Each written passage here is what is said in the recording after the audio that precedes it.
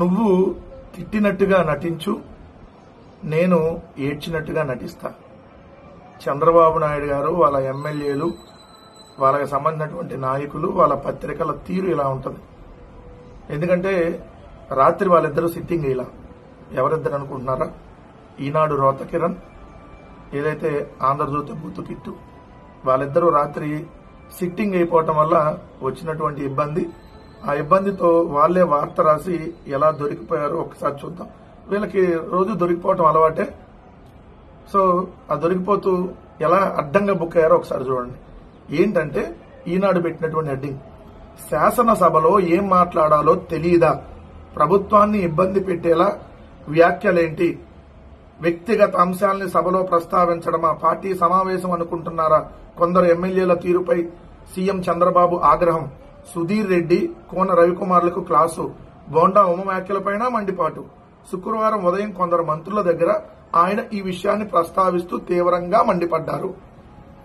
కొందరు మంత్రుల దగ్గర తీవ్రంగా మండిపడ్డారు. శుక్రవారం సాయంత్రం సభ వాయిదా పడ్డాక తనను కలిసేందుకు వచ్చిన ఎమ్మెల్యేలు కోన రవికుమార్, బొజ్జల సుధీర్ రెడ్డిలపై ఆగ్రహం వ్యక్తం చేశారు. అసెంబ్లీలో ఏం మాట్లాడాలో ఎలా మాట్లాడాలో తెలియదా అని వారిద్దరికీ ఆయన క్లాస్ తీసుకున్నారు.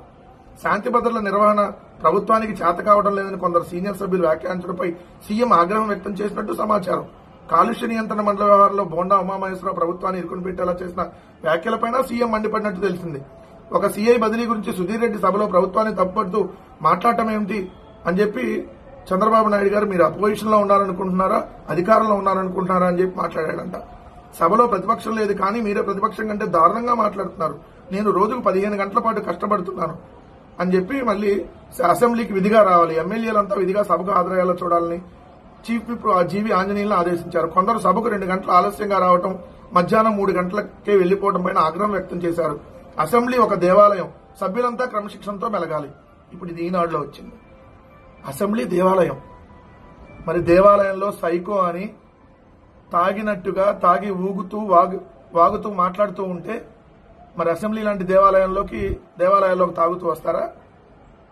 మరి మీరే చెప్పాలిగా చంద్రబాబు నాయుడు గారు, మీరు అసెంబ్లీలో వ్యవహరిస్తున్న తీరు, మీ సభ్యులు వ్యవహరిస్తున్న తీరు, మళ్ళీ మీరు అసెంబ్లీని దేవాలయంలో స్పీకర్ కూర్చొని అక్కడ ఏం మాట్లాడుతున్నాడో మీరు అందరూ చూస్తున్నారు. బాలకృష్ణ ఏం మాట్లాడాడు అందరూ చూస్తున్నారు.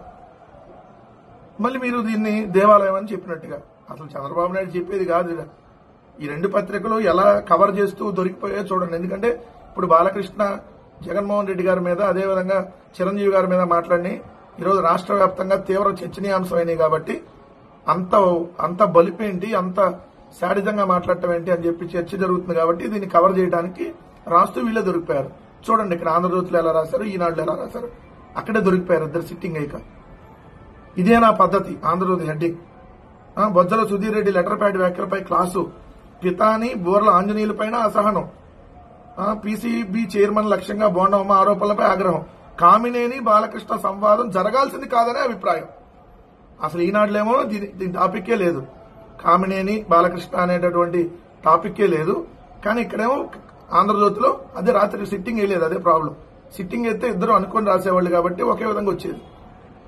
రాత్రి సిట్టింగ్ వేరు చోట వేసి ఉంటారు, వేస్తారు ఖచ్చితంగా, కాదు వేరు చోట వేశారు, ఒకే చోట వేయాలి, అందుకనే ప్రాబ్లం.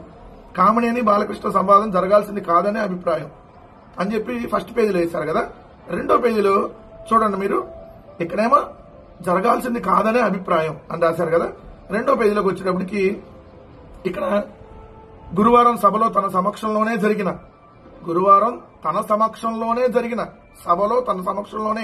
జరిగిన కైకలూరు హిందూపురం ఎమ్మెల్యేలు కామినేని శ్రీనివాస్, నందమూరి బాలకృష్ణ సంవాదంపై కూడా చంద్రబాబు తీవ్ర అసహనం వ్యక్తం చేశారు.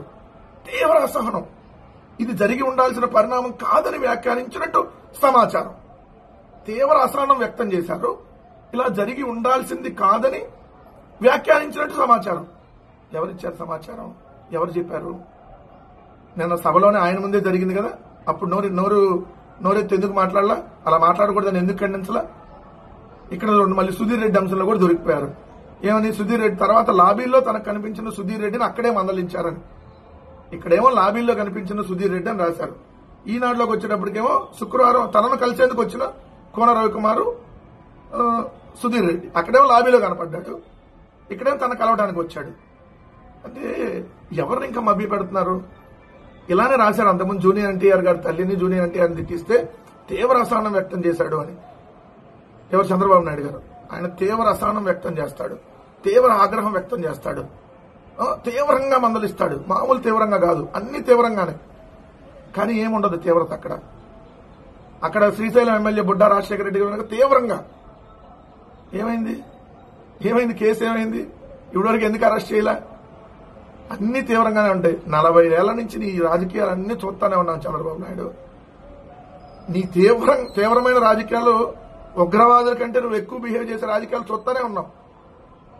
సో నువ్వు నరేంద్ర మోడీ గారి మీద తీవ్ర ఆగ్రహం, తీవ్ర అసంతృప్తి, వెళ్ళి కాలు పట్టుకుంటావు. మళ్ళీ నీ రాజకీయాలు ఎవరికి తెలియవు. ఎవరిని మభ్య పెడతా ఉన్నారు? ఇంకా మీరు ప్రజల్ని మభ్య పెడుతూ మీరే అనిపిస్తారు, మీరే ఇక్కడ నటిస్తారు, నీదే మళ్ళీ ఆగ్రహం వ్యక్తం చేసినట్టుగా బిల్డప్ ఇస్తారు.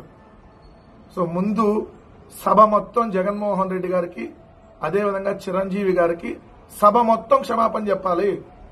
164 మంది సభ్యులు ఉన్నారు ఇప్పుడు సభలో. మొత్తం మీరు తీవ్రంగా దాన్ని వ్యతిరేకిస్తున్నట్టుగా, ఖండిస్తున్నట్టుగా, క్షమాపణ చెప్తున్నట్టుగా చెప్తే మీరు చేసినటువంటి పాపం కొంతైనా పోయింది. ఇంక ఈ డ్రామాలు ఆపండి. ఈసారి సిట్టింగ్ వేసి దొరకకుండా వార్తలు రాయండి.